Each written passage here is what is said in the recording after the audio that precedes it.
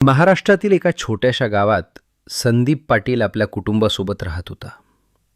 तो कष्टाळू आणि जबाबदार होता, पण कामानिमित्त बहुतेक वेळा शहरातच असायचा. त्याची पत्नी रेखा दिसायला सुंदर होती, पण मनानं खूप एकटी पडली होती. 2 लहान मुलांची जबाबदारी, घरकाम आणि दिवसभराची शांतता, हे सगळं तिच्यासाठी हळूहळू जड होत चाललं होतं. संदीप महिन्यातून एकदाच घरी यायचा आणि तो नेहमी म्हणायचा, "मी हे सगळं तुमच्यासाठी करतो." पण रेखाला पैशांपेक्षा जास्त गरज होती कुणीतरी तिचं ऐकणारं असावं अशी. दिवसेंदिवस तिचा एकटेपणा वाढत गेला आणि ती रात्री खिडकीत बसून बाहेर पाहत विचार करत राहायची. माझ्याशी बोलायला कोणीच नाही का? तिच्या मनात साचलेली ही पोकळी आता हळूहळू वाढत होती. तेव्हाच संदीपचा चुलत भाऊ विक्रम घरात येऊ लागला. सुरुवातीला तो फक्त मदतीसाठी यायचा.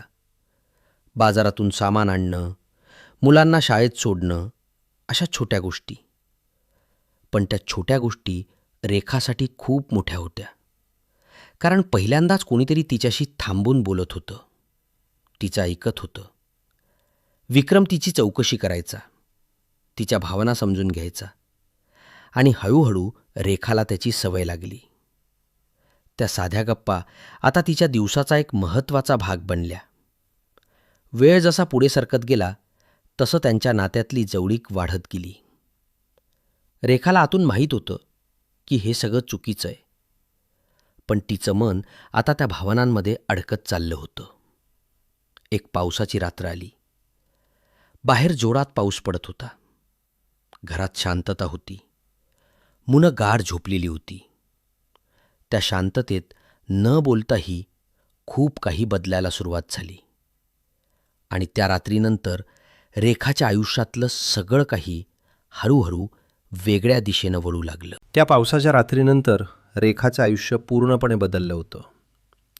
बाहेरून सगळं पूर्वीसारखंच दिसत होतं, पण आतून ती सतत तणावात जगत होती.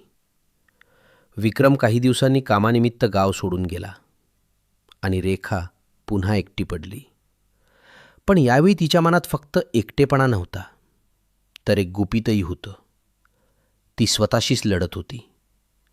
जे घडलं ते विसरायचा प्रयत्न करत होती, पण प्रत्येक क्षणी ते तिच्या मनात पुन्हा पुन्हा येत होतं. याच दरम्यान गावात संदीपचा जुना मित्र अजय आला. त्याचा स्वभाव थेट बोलणारा होता आणि काही दिवसातच त्याला घरातलं बदललेलं वातावरण जाणवलं. रेखाच्या वागण्यातला बदल, तिची अस्वस्थता आणि काहीतरी लपवलं जातंय अशी भावना त्याच्या लक्षात आली. एक दिवस त्यानं थेट विचारलं, "रेखा, सगळं ठीक आहे ना?" त्या प्रश्नानं रेखा क्षणभर गोंधळली. तिनं काहीच उत्तर दिलं नाही, पण तिच्या चेहऱ्यावरची भीती स्पष्ट दिसत होती. आणि मग एक दिवस अचानक संदीप घरी आला, कोणालाही न सांगता. दार उघडताना रेखाच्या चेहऱ्यावरचा घाबरलेला भाव त्याच्या नजरेतून सुटला नाही. घरात एक विचित्र शांतता होती. संदीप काही बोलला नाही, पण त्याच्या मनात संशय निर्माण झाला होता. तो हळूहळू घरात नजर फिरवू लागला आणि त्या क्षणापासून सगळं बदलायला सुरुवात झाली. त्या रात्री घरात तणाव वाढला. प्रश्न विचारले गेले, पण उत्तरं कुणाकडेच नव्हती. त्या भीतीत आणि गोंधळात रेखाने एक निर्णय घेतला. तिने अजयला फोन केला. "सगळं उघड होणार आहे. मला खूप भीती वाटते," ती थरथरत म्हणाली. अजय काही क्षण शांत राहिला आणि मग म्हणाला, "घाबरू नकोस, मी येतो." त्या रात्री अंधारात एक असा निर्णय घेतला गेला ज्यानं त्यांच्या आयुष्याची दिशा कायमची बदलून टाकली. त्या रात्री घरात एक वेदनादायक तणाव पसरला होता. संदीप, रेखा आणि अजय तिघही एकमेकांसमोर उभे होते. संदीपच्या डोळ्यात प्रश्न होते, रेखाच्या डोळ्यात भीती आणि अजयच्या चेहऱ्यावर एक विचित्र शांतता. वाद सुरू झाला. शब्द एकमेकांवर आदळत होते. जुन्या गोष्टी बाहेर येत होत्या. संदीप सत्य जाणून घेण्याचा प्रयत्न करत होता. पण परिस्थिती हळूहळू हाताबाहेर जाऊ लागली.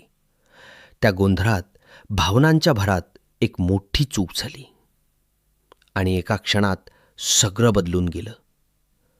क्षणभर सगळं शांत झालं, पण ती शांतता खूप जड होती. रेखा थरथरत खाली बसली.